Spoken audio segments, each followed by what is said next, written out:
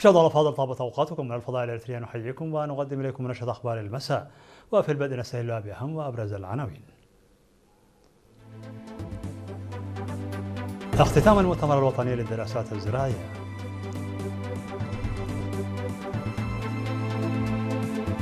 السفير بين رؤسهم يشارك في المؤتمر الإقليمي لوزراء الصحة في شرق أفريقيا. خطة استراتيجية خمسية للقضاء على الأمية بحلول عام 2030.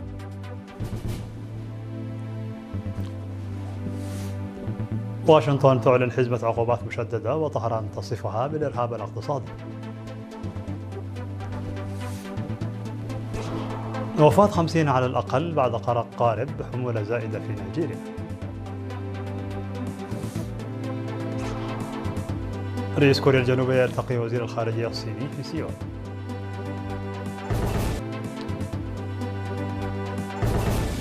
مرحبا بكم من العناوين إلى التفاصيل.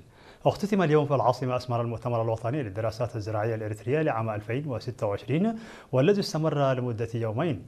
ركز المؤتمر على الإرشاد الزراعي وتطبيقه ومدى قبوله من قبل المزارعين، والتحول الرقمي الزراعي وزيادة القيمة المضافة وريادة الأعمال الزراعية والسلامة الغذائية والأمن الغذائي والتغذية والتكنولوجيا الحيوية الزراعية وخدمات المختبرات وتغير المناخ والتخفيف من آثاره والموارد وحفظ التنوع البيولوجي، بالإضافة إلى 76 ورقة بحثية تناولت 8 محاور رئيسية في السياسة الزراعية والتنظيم والإدارة.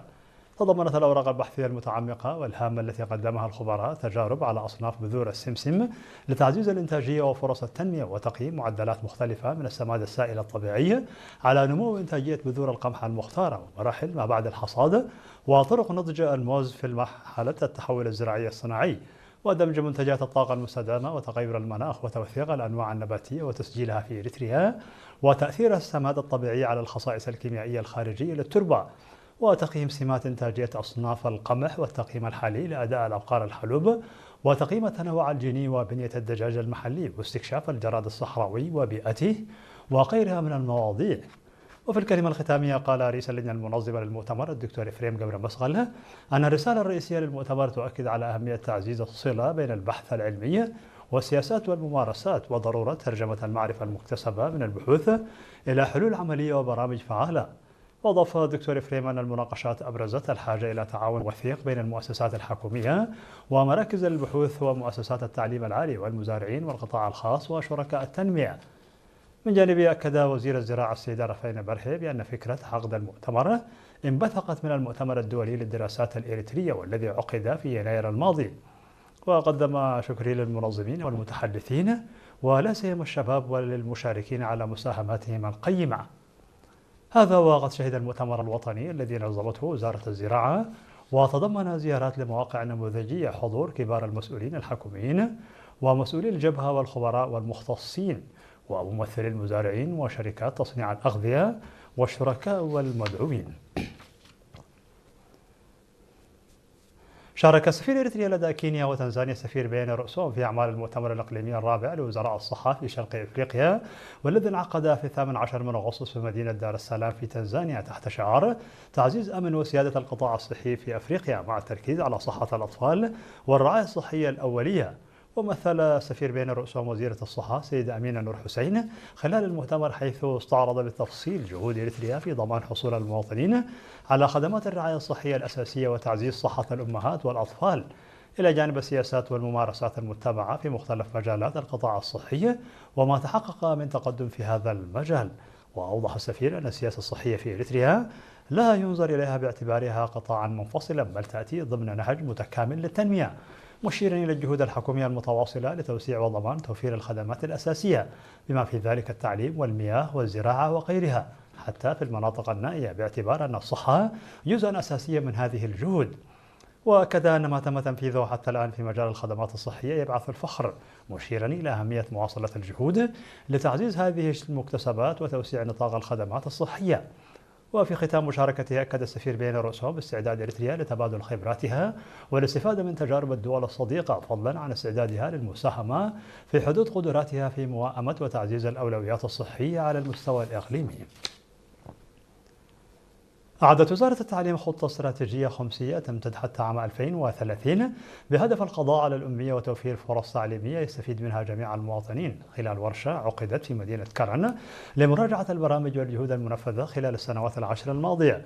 وعقدت الورشة على المستوى الوطني خلال الفترة من 18 وحتى 20 من أغسطس، حيث أكد المدير العام لقسم تعليم الكبار والإعلام بوزارة التعليم السيد قبرزقي دمام أكد في كلمته أن الوزارة تكثف جهودها لإنجاح برامج تعليم الكبار وبرنامج عريوت والتعليم المسائي والمكتبات الأهلية بهدف تمكين المواطنين من القضاء على الأمية والارتقاء بمستوياتهم التعليمية، مشددا على أهمية تعزيز دور الشركاء في هذا المجال.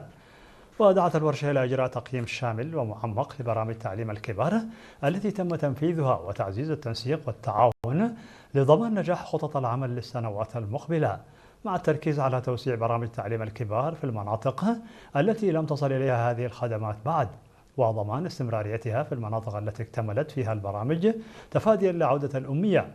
كما ناقشت الورشة بصورة معمقة سبل خفض معدلات الأمية إلى أدنى مستوياتها من خلال تعزيز التعليم المسائي وتوسيع نطاق المكتبات الأهلية ومعالجة النقص في المعلمين والكتب والمواد التعليمية. وأشاد وزير الحكومات المحلية السفير عبد الله موسى بالجهود التي تبذلها وزارة التعليم بالتنسيق مع وزارة الحكومات المحلية ووزارة الدفاع وشركاء العمل الآخرين، مؤكدا أهمية مواصلة التعاون لإنجاح برامج محو الأمية.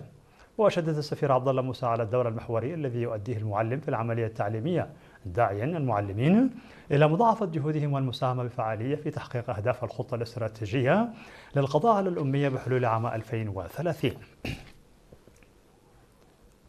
تم في الإقليم الجنوبي توزيع جائزة دندن على الطلبة الذين حققوا نتائج متميزة في امتحان الشهادة الثانوية، وذلك في إطار برنامج تشجيعي ينفذ بالتنسيق بين فروع الاتحاد الوطني للشباب والطلبة وفرع التعليم بالإقليم.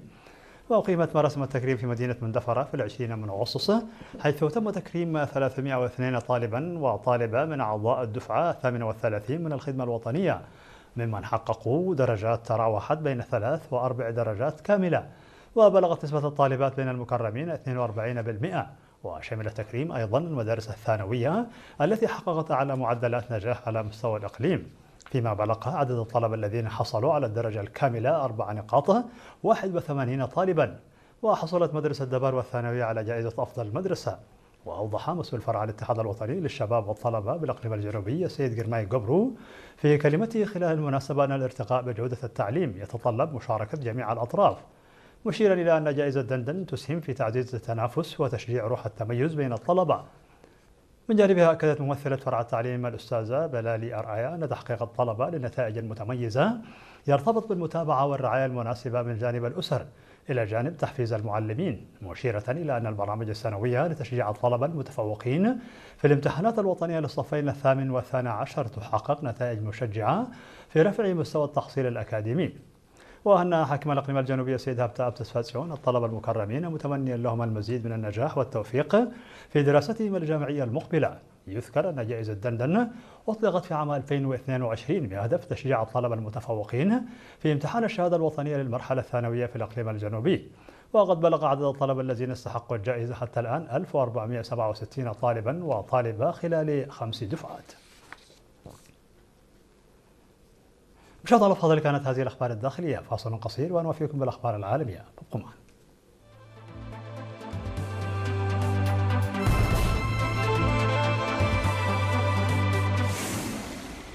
مرحبا بكم على الصعيد العالمي. أعلنت الولايات المتحدة الأمريكية حزمة جديدة من العقوبات المرتبطة بإيران استهدفت أفرادا وشبكات مالية على صلة بالحرس الثوري الإيراني وحزب الله في إطار حملة واشنطن لتشجيع الضغوط الاقتصادية على طهران.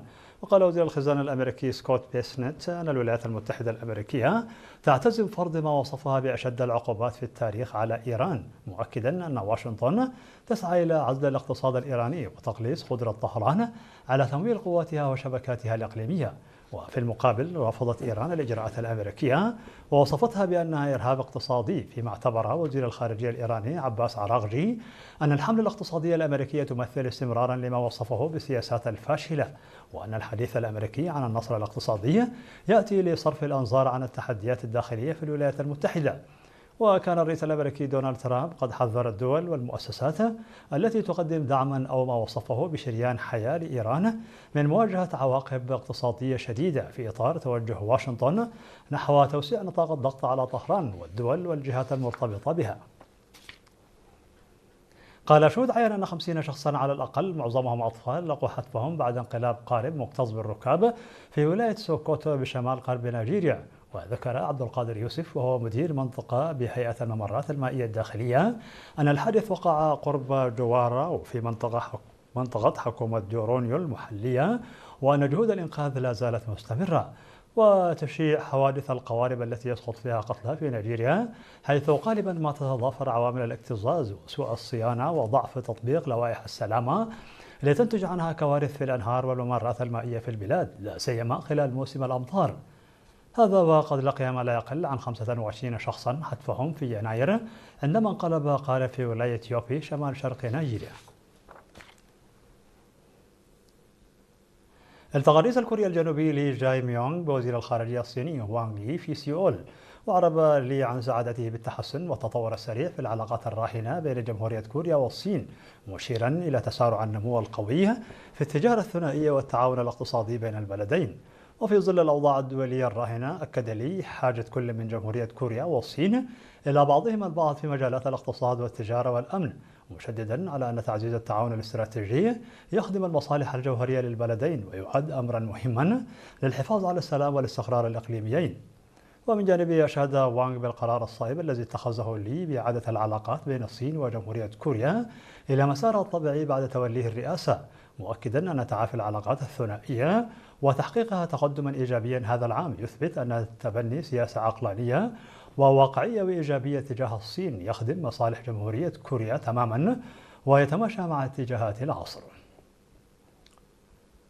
في الخبر الأخير، حصدت موجات الحر أكثر من 25 ألف شخص في ألمانيا وأسبانيا وفرنسا منذ بداية الصيف وفق تقديرات وإحصاءات رسمية، في حصيلة تعكس التأثير المتزايد للارتفاع الشديد في درجات الحرارة على الصحة العامة لا سيما بين كبار السن. وفي ألمانيا قضى نحو 14 ألف شخص جراء موجات الحر خلال الصيف الجاري بحسب تقديرات نشرها معهد روبرت كوخ التابع لوزارة الصحة الألمانية. وفي أسبانيا توفى نحو 4500 شخص بسبب موجات الحر بين الأول من يونيو والتاسع عشر من أغسطس وفق بيانات معهد كارلوس الثالث للصحة في مدريد.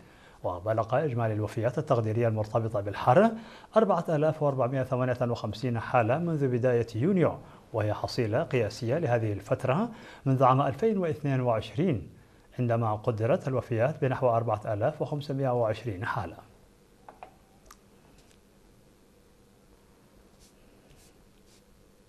في نهاية نشر لكم تذكير بأبرز ما جاء فيها من عناوين. اختتام المؤتمر الوطني للدراسات الزراعية.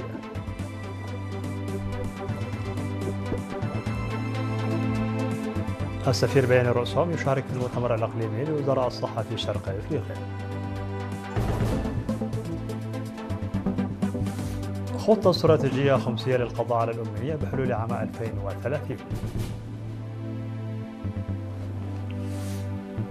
واشنطن تعلن حزمة عقوبات مشددة وطهران تصفها بالإرهاب الاقتصادي. وفاة 50 على الأقل بعد قرار قارب بحمولة زائدة في نيجيريا. رئيس كوريا الجنوبية يلتقي وزير الخارجية الصيني في سيول.